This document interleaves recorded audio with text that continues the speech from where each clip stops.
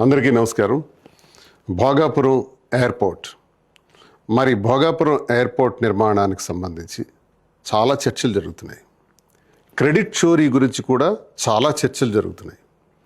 రేపు ఆగస్టు 1వ తారీఖున దేశ ప్రధాని నరేంద్ర మోదీ గారి చేతుల మీదుగా ప్రారంభోత్సవానికి కూడా నోచుకుంది. భోగాపురం ఎయిర్పోర్ట్ ఇంటర్నేషనల్ ఎయిర్పోర్ట్ నిర్మాణంలో ఎవరి భాగస్వామ్యం ఎంత, ఎవరి క్రెడిట్ చోరీ చేయాల్సినటువంటి అవసరం ఉంది అన్నది స్పష్టంగా ఒక్కసారి వెనక్కి వెళ్ళి ఆలోచిస్తే విషయం అంతా మనకు అర్థమైపోతుంది. రాష్ట్ర విభజన జరిగిన తర్వాత 2014లో ఏర్పాటైనటువంటి మొదటి ప్రభుత్వం చంద్రబాబు నాయుడు గారి ప్రభుత్వం. చంద్రబాబు నాయుడు గారి కాలంలోనే భోగాపురం ఇంటర్నేషనల్ ఎయిర్పోర్ట్ అక్కడికి విశాఖపట్నం నుంచి షిఫ్ట్ చేయాలని ఆలోచన చేసే దానిలో భాగంగా ప్రయత్నాలు ప్రారంభించడం జరిగింది. వారి కాలంలోనే కేంద్ర ప్రభుత్వం తాలూకు అనుమతుల గురించి ప్రయత్నించడం జరిగింది. ఆ ప్రయత్నంలో భాగంగా టెండర్స్ కూడా 2016లోనే ఇవ్వటం జరిగింది. ఎయిర్పోర్ట్స్ అథారిటీ ఆఫ్ ఇండియా వాళ్ళు ఈ టెండర్స్ని కైవసం చేసుకోవటం కూడా జరిగింది. ఇంత జరిగిన తర్వాత ఎక్కడ బెడ్స్ కొట్టింది? వీళ్ళ ప్లాన్ ఏంటంటే ఎయిర్పోర్ట్ల నిర్మాణం జరిగిన, సీపోర్ట్ల నిర్మాణం జరిగిన ముందు ల్యాండ్ బ్యాంక్ చేస్తారు, భూసేకరణ చేస్తారు, అక్రమ భూసేకరణ, అనవసర భూసేకరణ చేస్తారు. ఈ ఎయిర్పోర్ట్ కంట 5,000 ఎకరాలు కావాలంట. 5,000 ఎకరాలు ఎయిర్పోర్ట్ పేరుతో సేకరించే దానిలో చంద్రబాబు నాయుడు గారు నిమగ్నం అయిపోయారు. అంటే 5,000 ఎకరాలు ఎప్పుడైతే ప్రయత్నించారో 5,000 ఎకరాలకు సంబంధించిన రైతులందరూ కూడా నిరసనలు తెలియజేశారు, ఇవ్వటానికి నిరాకరించారు, ఆఖరికి కోర్టులకు కూడా వెళ్ళారు. ఇవన్నీ కూడా సివిల్ మ్యాటర్స్ కింద మ్యాటర్ అంతా కూడా సబ్సిడీస్ అయిపోయింది. అంటే ఎయిర్పోర్ట్ నిర్మాణానికి పెట్టాల్సిన దృష్టి కన్నా ఎయిర్పోర్ట్ పేరుతో భూసేకరణ పైన ఎక్కువ దృష్టి సారించారు. కనుకనే ఇది ఫెయిల్ అయ్యింది. భూసేకరణ మీద ఉన్నటువంటి శ్రద్ధ ఎయిర్పోర్ట్ నిర్మాణం పైన ఆ ప్రభుత్వానికి, ఆ 2019 వరకు ఉన్నటువంటి ఆ ప్రభుత్వానికి ఎటువంటి యోచన లేదు. టెండర్ కూడా క్యాన్సిల్ చేసిన తర్వాత రెండోసారి మళ్ళీ 2018లో టెండర్స్ ఇవ్వటం జరిగింది. అందులో జిఎంఆర్ వారికి ఆ టెండర్స్ కైవసం చేసుకోవటం జరిగింది. అయిపోయింది కదా పుణ్యకాలం. 2019 ఫిబ్రవరి 14న చంద్రబాబు నాయుడు గారు దిబ్బలపాలెం అన్నటువంటి వేరే ఒక గ్రామంలో శంకుస్థాపన చేసేసినారు. అంటే ఏంటి? ఇలాంటి శంకుస్థాపనల కోసం కొన్ని వేల శిలాఫలకాలు 2019లో వేయటం జరిగింది. అందులో భోగాపురం ఇంటర్నేషనల్ ఎయిర్పోర్ట్ కూడా ఓ శిలాఫలకం అయిపోయింది. 2019కి ప్రభుత్వం మారింది. జగన్మోహన్ రెడ్డి గారు ముఖ్యమంత్రి అయ్యారు. అప్పటికి జగన్మోహన్ రెడ్డి గారి ఉద్దేశం ఏంటంటే విశాఖపట్నంలోనే పోర్టు కొనసాగిస్తే సరిపోతుంది కదా ఇంటర్నేషనల్ ఎయిర్పోర్ట్ అన్నది ఆయన భావనలో ఉండేది. భోగాపురం షిఫ్ట్ చేస్తే ఇదంతా అనువైన ప్రదేశమా కాదా, ఇది డిస్టెన్స్ ఇవన్నీ చూసుకుంటే సరిపోతుందా లేదన్న ఆలోచనలో ఉన్నటువంటి పరిస్థితుల్లో విశాఖపట్నం కన్నా మళ్ళీ ఇక్కడే పెడితే బాగుంటుంది, ఎలాగూ ప్రారంభించారు కాబట్టి దీన్ని నేను పూర్తి చేసిస్తాను అన్నటువంటి ఉద్దేశంతో ఆయన ఆలోచనలో భాగంగా ఈలోగా కరోనా వచ్చింది. ఒక 2.5 ఏళ్ళు అతలాకుతలం చేసింది రాష్ట్రాన్ని, దేశాన్ని, ప్రపంచాన్ని కూడా. ఈ పరిస్థితుల్లో కూడా ఎక్కడా తగ్గకుండా వారి ప్రయత్నాలన్నీ చేయటం జరిగింది. ఏదైతే జిఎంఆర్ కంపెనీకి ఇచ్చినటువంటి టెండర్స్ ఉన్నాయో అదే కొనసాగిస్తూ ఆ ప్రాంతంలో జగన్మోహన్ రెడ్డి గారి ప్రభుత్వం వచ్చిన తర్వాత ఫస్ట్ వెంటనే ల్యాండ్ ఎక్విజిషన్, R&R ప్యాకేజెస్, ఎన్ఓసీలు ఇవ్వటం, సైట్ క్లియరెన్స్ ఇవ్వటం, భద్రతా అనుమతులు కూడా ఇవ్వటం, విద్యుత్ కానీ, ఇంటర్నల్ రోడ్స్ కానీ, నీరు కానీ, అలాగే ఏరోనాటికల్ సర్వీసెస్ ఇవన్నీ కూడా ముఖ్యంగా ఆర్థిక పరమైనటువంటి సమీకరణలు చేయటం. నిర్వాసిత గ్రామాలు ఏవైతే 4-5 ఉన్నాయో ఆ నిర్వాసిత గ్రామాలన్నిటికి కూడా వెంటనే భూసేకరణ చేసి ఒక 967 కోట్ల రూపాయలు శాంక్షన్ చేసి వాళ్ళకి R&R ప్యాకేజెస్ అన్ని అమలు చేసి ఇన్ఫ్రాస్ట్రక్చర్ నిర్మాణం కోసం మరో 1,200 కోట్ల రూపాయలు శాంక్షన్ చేసి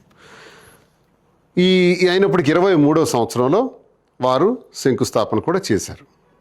23 మే 3వ తారీఖున శంకుస్థాపన చేసి 26వ సంవత్సరం కల్లా ఈ ఎయిర్పోర్టు నిర్మాణం పూర్తి చేస్తానని కూడా స్పష్టంగా తెలియజేశారు ముందుగానే. అంటే జగన్మోహన్ రెడ్డి గారి కాలంలో ఇంచుమించుగా 70% పూర్తయింది. ఎందుకు ఇంత ఫాస్ట్గా పూర్తయింది? ఎందుకు చంద్రబాబు నాయుడు గారి కాలంలో పూర్తి కాలేదు? చంద్రబాబు నాయుడు గారు ఎయిర్పోర్ట్ కన్నా ఎయిర్పోర్ట్ పేరుతో ల్యాండ్ బ్యాంక్ చేసి రియల్ ఎస్టేట్ చేయాలని చూశారు. జగన్మోహన్ రెడ్డి గారు ఎయిర్పోర్ట్ నిర్మాణం జరగాలని ఆలోచించి ఏ 5,000 ఎకరాల కోసం అయితే రైతులందరూ కోర్టులకి అయితే వెళ్ళారో వాళ్ళకి ఒకే మాట చెప్పారు, నాకు 5,000 ఎకరాలు అక్కర్లేదు, 2,000 ఎకరాలు చాలు. 2003 ఎకరాలు నేను తీసుకుంటున్నా, మిగతా భూమి అంతా కూడా మీకు తిరిగి ఇచ్చిస్తున్నా అన్నారు. అప్పుడు కోర్టులో ఉన్న కేసులన్నీ కూడా విత్డ్రా అయిపోయి మార్గం సుగమం చేశారు తద్వారా. ఎందుకంటే చంద్రబాబు నాయుడు గారికి జగన్మోహన్ రెడ్డి గారికి ఉన్న తేడా అదే. ఇక్కడ పోర్టు నిర్మాణం జరగాలి అన్నది జగన్మోహన్ రెడ్డి గారి ఉద్దేశం అయితే, ల్యాండ్ బ్యాంక్ జరగాలి, రియల్ ఎస్టేట్ వ్యాపారం చేయాలి పోర్టు తర్వాత అన్నది చంద్రబాబు నాయుడు గారి ఉద్దేశం. అందుకే ఆయన కాలంలో బెడిసి కొట్టింది ఆ ప్లాన్. మరి జగన్మోహన్ రెడ్డి గారి కాలంలోనే 70% పూర్తి చేసుకుంది. కోర్స్ ప్రభుత్వం మారింది, ఇప్పుడు కూటమి ప్రభుత్వం అధికారంలోకి వచ్చింది.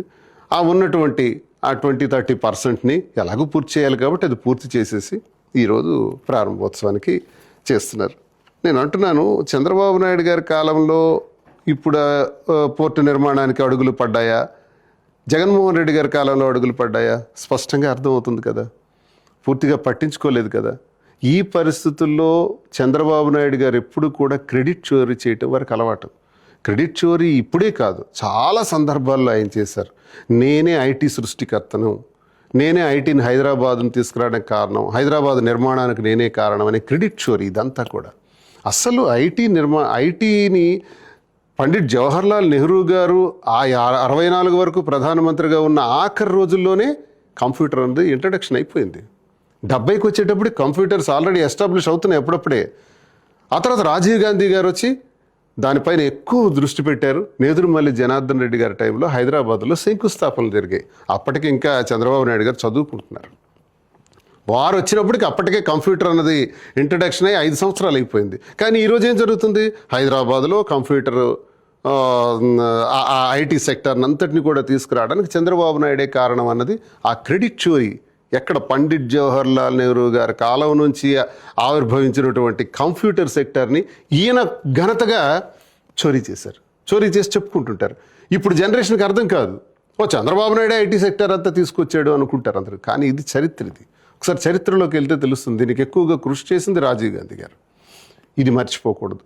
ఎన్నో విషయాల్లో ఆయన క్రెడిట్ చోరీ చేసినటువంటి చరిత్ర. జగన్మోహన్ రెడ్డి గారు నాకు తెలిసి అతను చెయ్యనిది నేను చేశానని చెప్పుకునే తత్వం ఎప్పుడు జగన్మోహన్ రెడ్డి గారిలో లేదు. ఆయన చేశారు, చిత్తశుద్ధిగా చేశారు.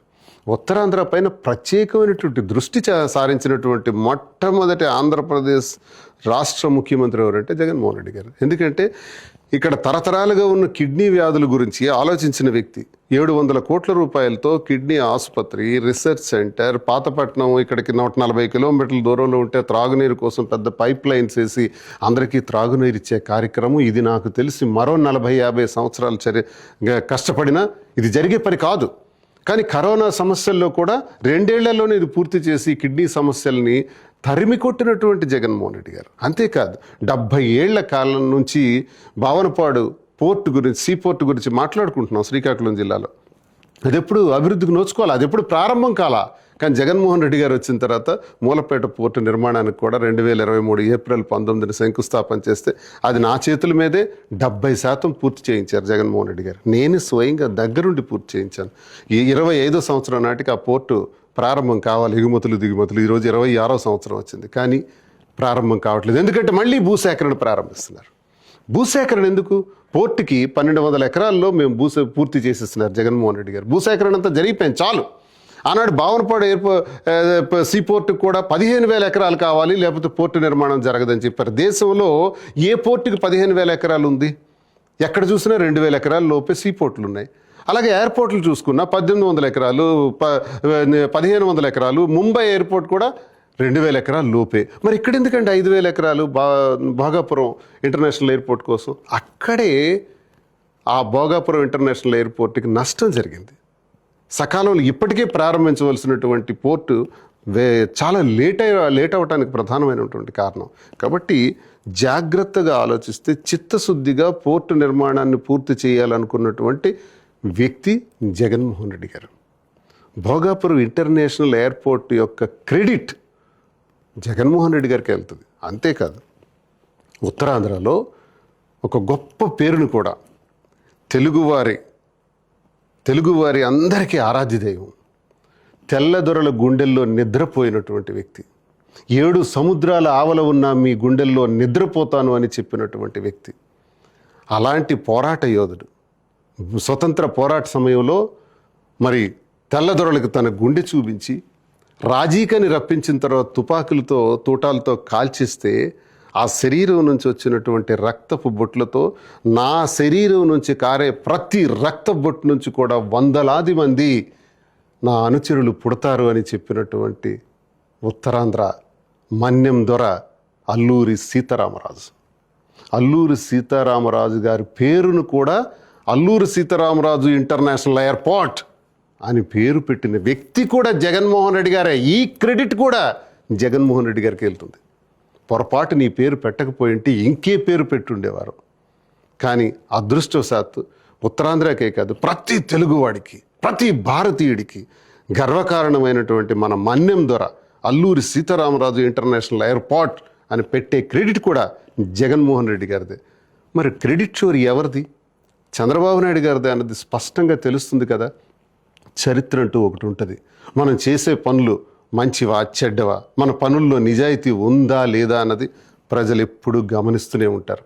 చరిత్ర ఉన్నంత వరకు కూడా భోగాపురం ఇంటర్నేషనల్ ఎయిర్పోర్ట్ జగన్మోహన్ రెడ్డి గారి ఘనత, అది వారి క్రెడిటే అని స్పష్టంగా నేను ఈ సందర్భంగా తెలియజేస్తున్నాను. అందరికీ నమస్కారం.